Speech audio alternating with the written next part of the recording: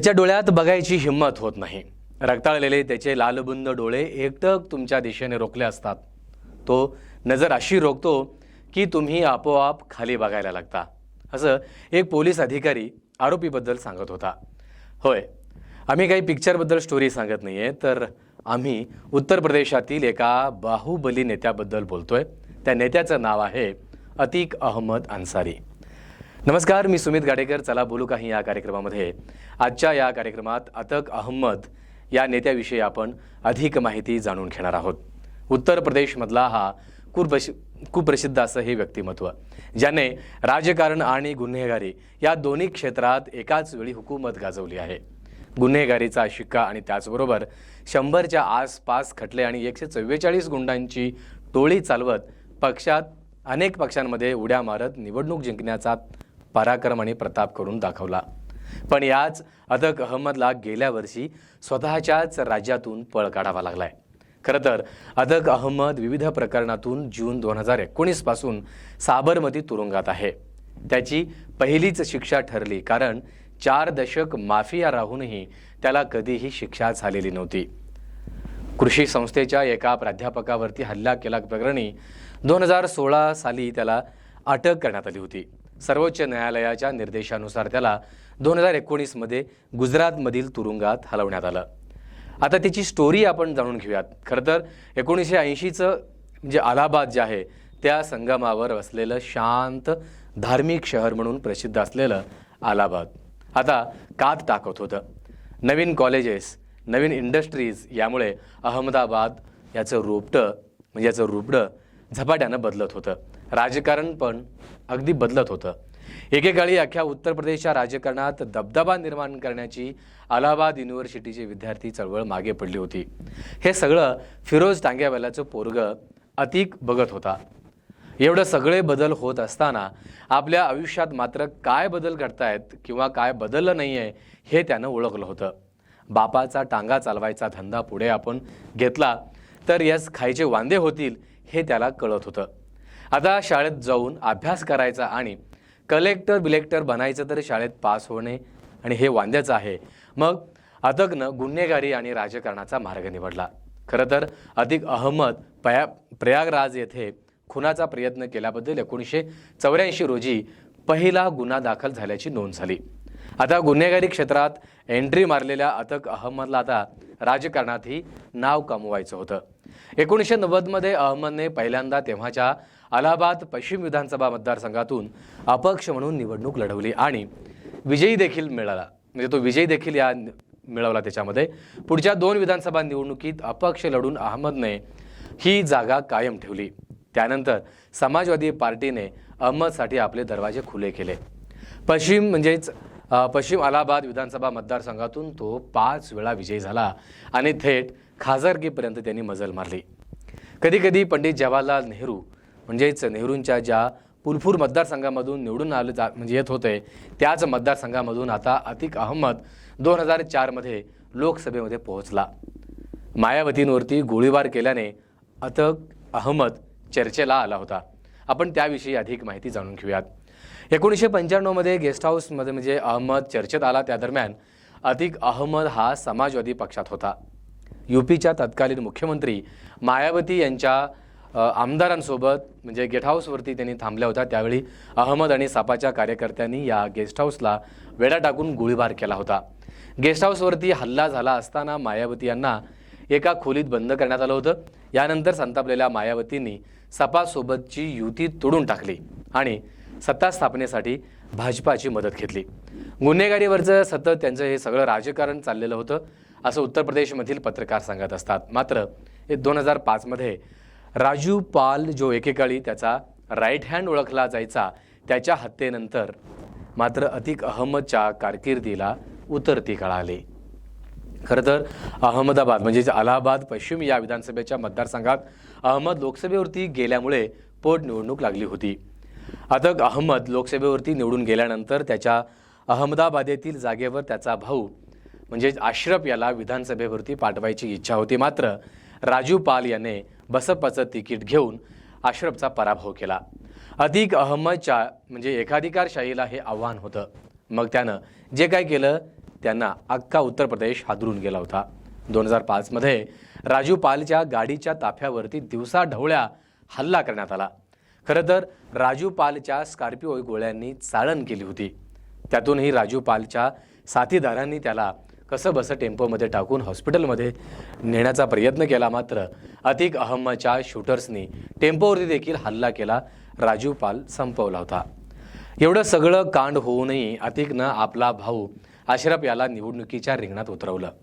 लग्नाच्या अवघ्या 9व्या दिवसानंतरच राजू पालचा खून झाला होता. बसपाने जेव्हा त्याची पत्नी पूजा पाल यांना उमेदवारी दिली तेव्हा पूजा पालनं आपल्या हातावरील जी काही लग्नाची मेहंदी दाखवत मतं मागितली होती. मात्र अतिक अहमदची दहशत एवढी होती की नवऱ्याच्या मृत्यूच्या सहानुभूतीचा कोणताच फायदा त्यावेळी तिला झाला नाही आणि अहमदचा भाऊ अशरफ हा निवडून आला. मात्र पुढे मायावती यांनी अतिक अहमदला चांगलाच अडकवलं याच्यामध्ये प्रकरणामध्ये. राजू पालच्या हत्येची केस पुन्हा उघडण्यात आली. पुढच्या लोकसभा आणि विधानसभेत त्याचा पराभव झाला. विधानसभेत हाताची मेहंदी मिटायच्या आत जिच्या डोळ्यांवरचं म्हणजे डोक्यावरचं कुंकू पुसलं गेलं होतं या पूजा पालनं त्याचा पराभव केला होता. 2019 मध्ये समाजवादी पक्षाला सोडचिठ्ठी देऊन अतिक अहमदने MIM पक्षात प्रवेश केलाय. काही काळ तो अपना दलमध्ये देखील तो राहिला होता. मात्र राजकारणात पुढे जात असताना त्यानं गुन्हेगारी विश्व सोडलं नव्हतं आणि हेच गुन्हेगारी विश्व त्याला त्याच्या कारकिर्दीचा शेवट ठरलं आणि तो जेलमध्ये गेला. खरं तर अतिक अहमदने म्हणजे त्याचे जे काही गुन्हेगारीचे किस्से आहेत एका चित्रपटापेक्षा कमी नाहीत, थरारक नाहीत. डिसेंबर 2018 रोजी अतिक UP-मधल्या देवरियाच्या तुरुंगात कैद होता. तिथे त्यांनी मोहित जयस्वाल नावाच्या व्यावसायिकाला भेटायला बोलवलं. नंतर कळालं की जयस्वाल हा बळजबरीने उचलून तुरुंगात आणलं होतं. तिथे त्याला मारहाण करून त्याची 48 कोटी रुपयांची जमीन अहमदच्या सहकार्याच्या नावावरती करण्यासाठी कागदोपत्रावरती सही घेण्यात आली होती. म्हणजे जेलमध्ये अजूनही अतिकचे गुन्हेगारी कारनामे चालूच होते. पण आता अतिक अहमद चर्चेत यायचं कारण काय आहे हे आपण आता जाणून घेऊयात. गेल्या 24 फेब्रुवारी रोजी बसपाचे माजी आमदार रमेश पाल हत्याकांड प्रकरणातील मुख्य साथीदार म्हणून उमेश पाल याची अतिक अहमद गुंडांकडून दिवसाढवळ्या गोळ्या झाडून हत्या करण्यात आली होती. माजी आमदार रमेश पाल हत्याकांड प्रकरणामध्ये अतिक अहमद हा मुख्य आरोपी आहे. ज्या प्रकारे रमेश पाल यांची हत्या झाली त्याच प्रकारे आणि त्याच ठिकाणी उमेश पालची हत्या करण्यात आली. या प्रकरणी प्रयागचे म्हणजेच विशेष खासदार आमदार न्यायालय 28 मार्च रोजी हा निकाल देणार आहे. नुकताच म्हणजेच घडलेल्या उमेश पाल खून प्रकरणासह 100हून अधिक गुन्हेगारी प्रकरणांमध्ये त्याचं नाव आहे. याच प्रकरणात न्यायालयात हजर करण्यासाठी ATF अतिकला घेऊन प्रयागराजला जात आहे. खरं तर अतिक अहमदला गुजरातमधील साबरमती जेलमधून उत्तर प्रदेशच्या प्रयागराजला नेण्यात येत आहे. उत्तर प्रदेश पोलिसांचं एक विशेष पथक कडेकोट बंदोबस्तात अतिक अहमद सोबत काल संध्याकाळी 6च्या सुमारास बाहेर पडला आहे. अतिक अहमद सोबत या गुन्हेगारीमध्ये त्यांची जी काही पत्नी शाहिस्ता परवीन आहे त्याचा छोटा मुलगा देखील सह गुन्हेगार देखील आहेत. सध्या दोघेही फरार आहेत. तसेच त्याची इतर 2 मुले वेगवेगळ्या प्रकरणामध्ये जेलमध्ये आहेत. एकेकाळी उत्तर प्रदेश हादरवून सोडणाऱ्या या माफियाला गेल्या 5.5 वर्षात योगी आदित्यनाथ यांनी सळो की पळो करून सोडला आहे. म्हणूनच योगी आदित्यनाथ सरकार आपला एन्काउंटर करेल या भीतीपोटी अतिक अहमदने सर्वोच्च न्यायालयात धाव घेत आपल्या गुजरातच्या तुरुंगातच आपल्याला ठेवायला हवं अशी विनंती केली होती.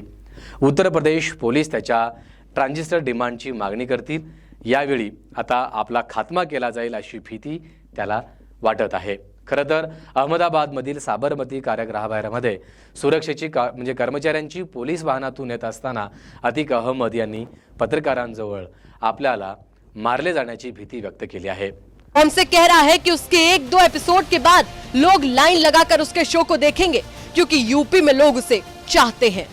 इस बार के जो चुनाव हो रहे हैं उसमें ज़्यादा ध्रुवीकरण आपको दिख रहा है, पोलराइजेशन जो किया जा रहा है, खासकर क्योंकि कहा जाता है कि चुनाव या तो मोदी के पक्ष में हो रहा है या उनके खिलाफ हो रहा है. नहीं, मोदी के पक्ष में तो चुनाव नहीं रह गया. ये बातें चली थी 2 महीना पहले, लेकिन ये कि इस वक्त 1 महीने से ज़्यादा समय हो गया कि यूपी में तो कम से कम ईविल नहीं लग रहा, बिल्कुल कहीं से नहीं लग रहा है.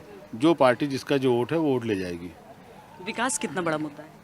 नहीं, विकास बड़ा अहम मुद्दा है। योजनाएं जो इस गवर्नमेंट ने तमाम तरह की योजनाएं दी हैं, बहुत सारी योजनाएं चलाई हैं, आप लोग जान रहे हैं, तो उसका बड़ा फ़ायदा मिल रहा है समाजवादी पार्टी को। लेकिन कहते हैं कि जब लोकसभा का चुनाव होता है तो 3 चीज़ों पर लोगों का ध्यान रहता है, बिजली, पानी, सड़क। नहीं, तो बिजली बेहतर हुई है उत्तर प्रदेश की, सड़कों के काम तेज़ी से चल रहे हैं, और पानी तो यहाँ फ्री है, पानी तो मुफ्त है, तो इसका फ़ायदा समाजवादी पार्टी को मिल रहा है। आपने अभी मंच पर जिक्र किया था कि आपके ऊपर जो केस चलते हैं उसके बारे में सब जिक्र करते हैं, लेकिन उसे ख़त्म किया जाता है तो उसके बारे में बात करने वाला कोई नहीं होता है। क्या एक बाहुबली कहलाना चुभता है? नहीं, चुभता तो है ही है, समझेंगे ना आप, और एक लिमिट होती है, एक सीमा होती है।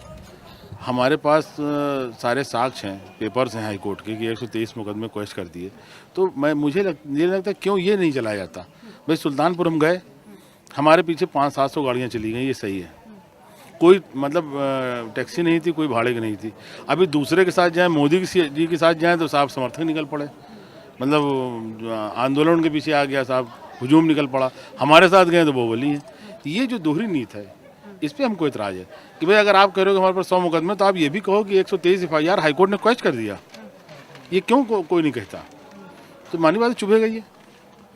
लोगों को आपसे ज़्यादा उम्मीदें क्यों रहती हैं, चाहे इलाका बदलता रहे?